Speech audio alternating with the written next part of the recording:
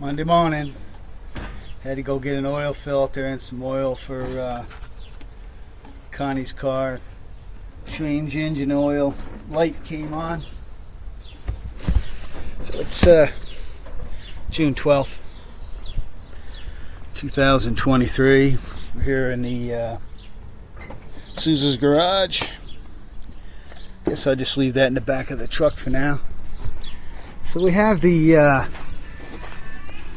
van truck in the garage, and as I had said earlier in the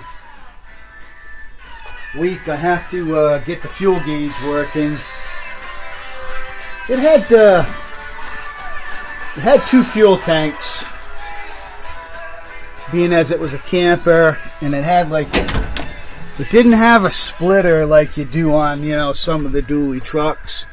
They had actually installed another fuel gauge, and I think this also fed the generator, this tank, but it could also pump over and fill your fuel tank. It was like an extra fuel pump. That was a modification. They had a couple of toggle switches down here that controlled it. So I'm not sure if the problem with the fuel gauge is the wiring behind the dash, or is it where because all the wiring that goes to the rear ends up coming across here over your door, and then it goes down. So I'm going to pull the carpet up and find the wiring down there, and just go from there. I'll put the test light in and see if the gauge moves. If it does, then I'll know there's problems in that area between there and the fuel tank. So the 36 van, I pulled the fan blade off and brought it in and put some oil in it like somebody had suggested, and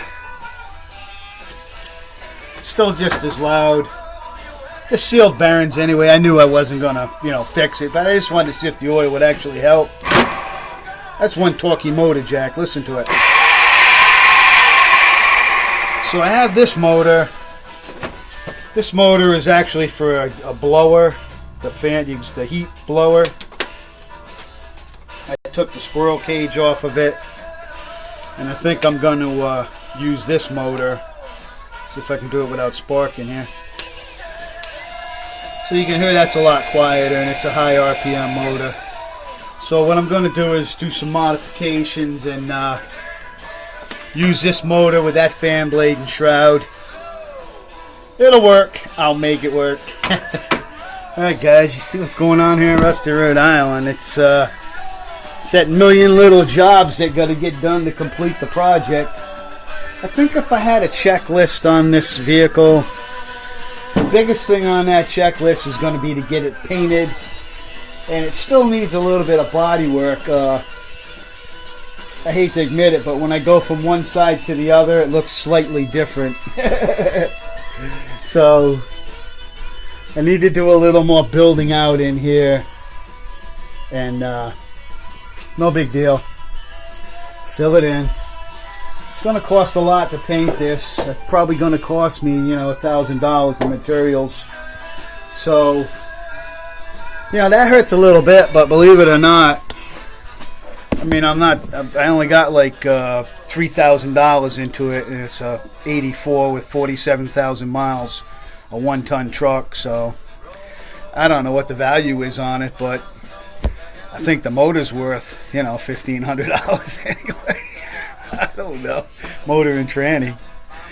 Out from Rusty, Rhode Island, where we'll figure it out at some point. Talk to you later.